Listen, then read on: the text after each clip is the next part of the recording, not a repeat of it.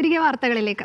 കോട്ടയം ജില്ലയിലെ 6 നഗരസഭകളും UDF ഭരിക്കും. പാലായിൽ 21കാരി സ്വതന്ത്രാംഗം ദിയ പുളിക്കാക്കണ്ടം അധ്യക്ഷയായി. ഈരാറ്റുപേട്ടയിൽ ലീഗും മറ്റിടങ്ങളിൽ കോൺഗ്രസ് അംഗങ്ങളും അധ്യക്ഷരായി തെരഞ്ഞെടുക്കപ്പെട്ടു. പാലായിൽ വൈസ് ചെയർപേഴ്സണായ മായ രാഹുലിനെ LDF അംഗം ഫോൺ സന്ദേശത്തിലൂടെ അധിക്ഷേപിച്ചെന്ന വെളിപ്പെടുത്തൽ തർക്കത്തിന് കാരണമായി.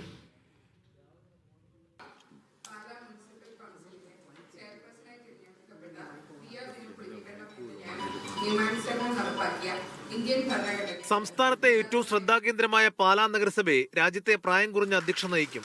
UDF പിന്തുണയിലാണ് സ്വതന്ത്രയെ മത്സരിച്ച ദിയയുടെ നേട്ടം.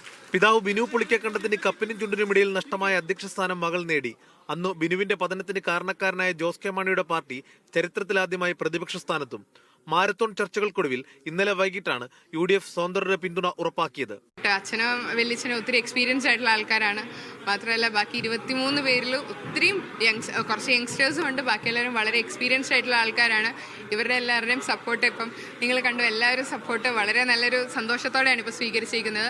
പാലായിൽ ഉപാധ്യക്ഷ തെരഞ്ഞെടുപ്പിനിടെ LDF UDF തർക്കമുണ്ടായി. വൈസ് ചെയർപേഴ്സൺ മായ രാഹുലിനെ LDF അംഗം മെസ്സേജ് അയച്ച് അധിക്ഷേപിച്ചെന്ന കോൺഗ്രസ് സംഘത്തിന്റെ വെളിപ്പെടുത്തലാണ് തർക്കത്തിന് കാരണം. പിന്നാലെ LDF അംഗങ്ങൾ ഇറങ്ങിപ്പോയി.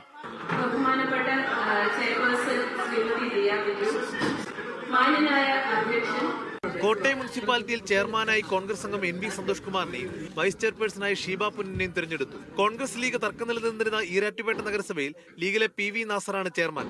അവസാന 1.25 വർഷം കോൺഗ്രസിന് അധ്യക്ഷ സ്ഥാനം വിട്ടു നൽകും. കോൺഗ്രസിലെ ഫാത്തിമ അൻസാറാണ് ഉപാധ്യക്ഷ.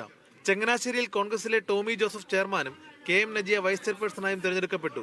ഏറ്റുമാനൂരിലും കോൺഗ്രസ് കൗൺസിലർമാരാണ് നഗരസഭയെ നയിക്കുക. ടോമി പുളിമാൻകുണ്ടം, പുഷ്പ വിജയകുമാർ എന്നിവരാണ് ചെയർമാനും വൈസ് ചെയർപേഴ്സണും. വൈക്കം നഗരസഭയിൽ D അബ്ദുൽ സലാം റാവുത്തർ അധ്യക്ഷനായി. സൗദാമിനി അഭിലാഷാണ് ഉപാധ്യക്ഷ. കോൺഗ്രസ് അംഗങ്ങളാണ് ഇരുവരും. മീഡിയ 1 കോട്ടയം.